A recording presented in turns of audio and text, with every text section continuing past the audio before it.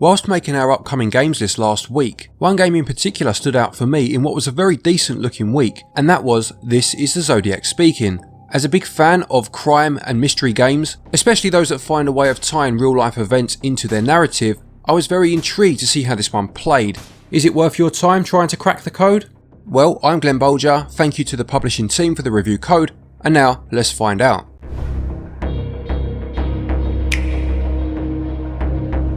In terms of the story, the game is based on the Zodiac killer who was responsible for 5 confirmed murders in California during the late 60s and early 1970s. The game makes it very clear that most of its material is straight from the minds of the developers, with little to no basis in fact in terms of the narrative, other than of course the use of the characters and settings, and certain traits such as the spelling mistakes found in the killer's letters. You play as journalist Robert, a survivor of the Zodiac killer's spree, as he tries to find the identity of the murderer.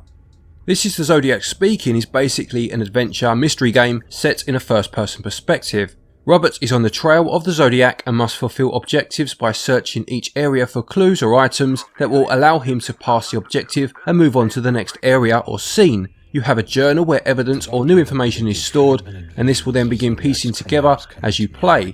Every so often you will need to solve a puzzle or reconstruct an event such as one of the murders to try to get a step closer to catching the Zodiac. The basic state of play then is you will begin in your home and will be tasked to find certain items or pieces of evidence that you have collected about the Zodiac killer. Once you have everything you need, you will drive to your doctor. Talking to him and answering questions about your current state of mind will then see you being asked to choose a photograph from the table, which will elicit a dream state and move you on to the next crime scene. From here you must find points of interest, sometimes needing an item or two to help you, and reconstruct the series of events that happened in the area. Once you have found all of the points of interest, you must place the events into a timeline to complete the scene, and then find the Zodiac cipher to leave the level. There are 2 game modes available to you at the start of the game, Serial Killer Mode and Story Mode. The problem is that it isn't really explained what the difference is. It says something along the lines of Serial Killer Mode puts you in more danger, so I assumed it was either a hard mode or perhaps included some kind of permadeath. It's not that at all. Eventually I had to search the internet to find the difference, and basically both modes play out the same, except for in Serial Killer Mode the Zodiac killer will turn up when you go to a crime scene to investigate, and if he sees you, you need to try and run away or hide so he loses your location. The music will intensify and a white marker on the screen will show just how close he is. This sounds quite good in theory, adding some tension and suspense to proceedings, but in practice it's ridiculously annoying. You are at the crime scene, trying to scan every last squared centimetre for evidence or clues, but every 2 minutes you are either chased away from where you were, sometimes losing your bearings and forgetting what you've looked at, or you are being killed and having to start again. Now you don't lose any progress, so that's not an issue, but the fear of being caught is completely lost because of this, and it just becomes an irritant. Oh, and you have a stamina bar too, just to ramp up that irritation. The game promotes stealth with a light bulb icon letting you know if you are hidden in shadow or not, but as you are never leaving the scene, only moving around it looking for clues, you inevitably run into him time and time again, and I died countless times in this mode. If you think of a game such as Outlast, where you are being stalked at times, the aim is to leave the area without being seen to get away from your assailant. It makes sense. Here you are trying to avoid a killer while just going about your business. It just doesn't work. Now I do appreciate this is an extra mode, and in story mode this doesn't happen, with things playing out more like a traditional mystery adventure game, but the problem is that because the difference between the 2 modes isn't explained properly, I didn't know this until about an hour and a half in, and by this point the only choice I had was to start again. I ended up starting again and picking story mode, and I enjoyed the game more this way, as it felt more like the mystery detective game it was meant to be, although kind of exposes the second flaw of the gameplay, which is the areas become quite large as you go through the game, which leads to a lot of wandering around, retracing steps, desperately looking for something to interact with, as some of the evidence is very small and easy to miss. There is a decent idea in here. You have your journal where notes will be added after a clue or a piece of evidence is found, and as I said, you then put the events in chronological order. I did like this idea, but the execution really isn't very good, I'm afraid to say. The areas needed to be a bit more focused, and they could have even added a couple of story-driven stealth sequences with the killer rather than have it as an extra mode where it feels half-baked. The problem is that these aren't the only issues either. In fact, it's almost like running a gauntlet of annoying, niggly issues that just suck the fun out of playing. The controls are very jittery. You will overshoot the item you are trying to examine a lot of the time. Controls for puzzles take some odd choices too, such as here where I'm trying to move the right stick onto the correct buttons on this safe. Why it couldn't allow you to just move the buttons with the D-pad, I don't know. Or here, where you need to move the cursor to line up the eyes in order to develop a photo, only it takes ages and constantly moves back out of line due to you not being able to be precise enough with a stick. I made choices at certain points, something the game tells me will have an impact on the story later, such as confirming that I wanted to take my gun with me when looking for the killer, only for my character to state when he got there that he wishes he had brought his gun with him. I mean, why bloody ask me then? Another issue is just how small the writing is on screen. It's incredibly small, even when playing on the TV.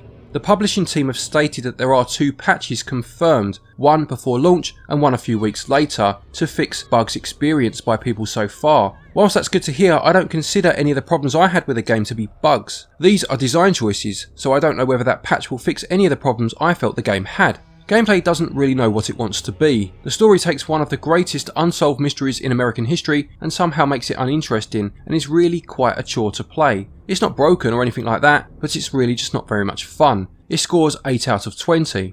Controls in terms of basic movement are okay, but for any finer movements such as trying to pick up an item or using the controls in the puzzles, they're incredibly fiddly and they score 11 out of 20.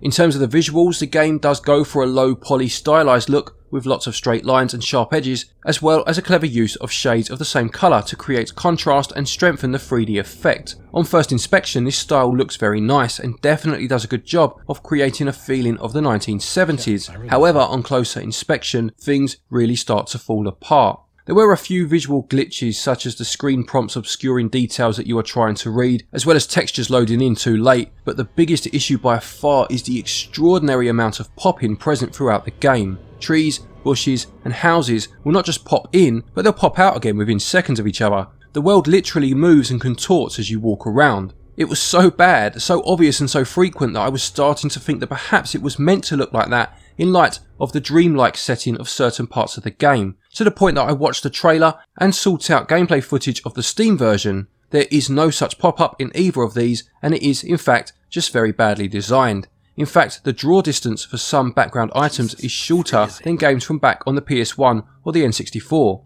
Here my character walked about a foot before the skeleton just appeared. Certain sections are also so dark it's difficult to see where you are going. Handheld mode generally looks okay, with the image being quite crisp, but it suffers from the same issues as docked mode, plus there is noticeable slowdown in places, and the writing is even smaller and more difficult to read. I don't know if the aforementioned patches are going to fix these issues, but they really do need addressing. Audio wise, this is probably the strongest aspect of the game. Again, things are done with a 70s motif in mind, and this works very well. Plus, if you do choose to play in serial killer mode, as I said earlier, the music intensifies when the Zodiac is close. A few times when I spotted him with his back to me and that music kicked in, I really could feel what the game was going for, but it is a bright spot lost amongst many dark clouds.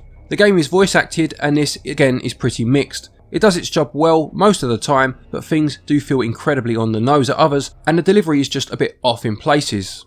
Visuals have a style that fits the overall theme of the game, but the execution is so incredibly shoddy, it completely ruins any plus points earned here, and that's when you can actually see anything anyway, and they score 5 out of 20. Music is probably the strongest aspect of the game to be fair, and scores 13 out of 20.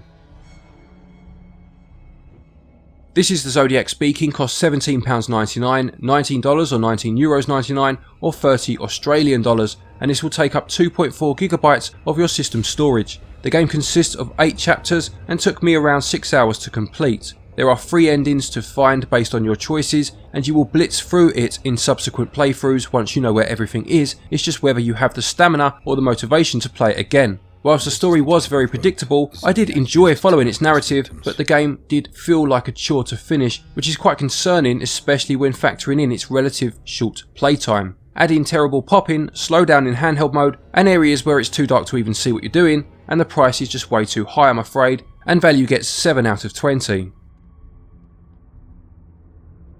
To conclude, This is the Zodiac Speaking is a bit of a hodgepodge of ideas that don't really come together. Play in serial killer mode and be irritated by him constantly interrupting you as you look for evidence, or play in story mode and be bored whilst wandering around the pretty bland levels. Throw in parts that are too dark to see and bits that are too small to read, and of course when you can see what you are doing, things are popping up all over the place and you have a game that, I'm sorry to say, falls short in almost every area.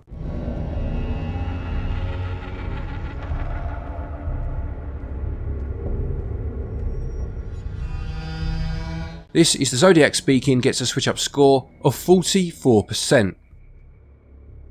Thank you everybody for watching this review. I hope you enjoyed it. Please do remember to leave a like if you did. A quick thank you to our Patreons as always for your continued support, and to each and every one of you for watching our videos.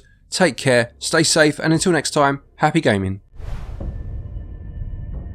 Welcome. Well, I think that after half a year of our meetings, you're ready for your first live dreaming session. One last question though, as per usual. Have you taken your pills? Yes, I took them, and afterwards I had a terrible dream. Sherry screamed, and the Zodiac was stabbing her. Why do you think you dream of Zodiac and his murders so vividly, even though it has been over 6 months since you met at Mount Diablo?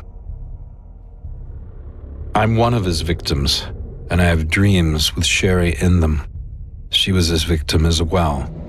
Maybe that's why. Would you like to say something before you traverse to Cherry's murder scene? I think a lot about my childhood and my father.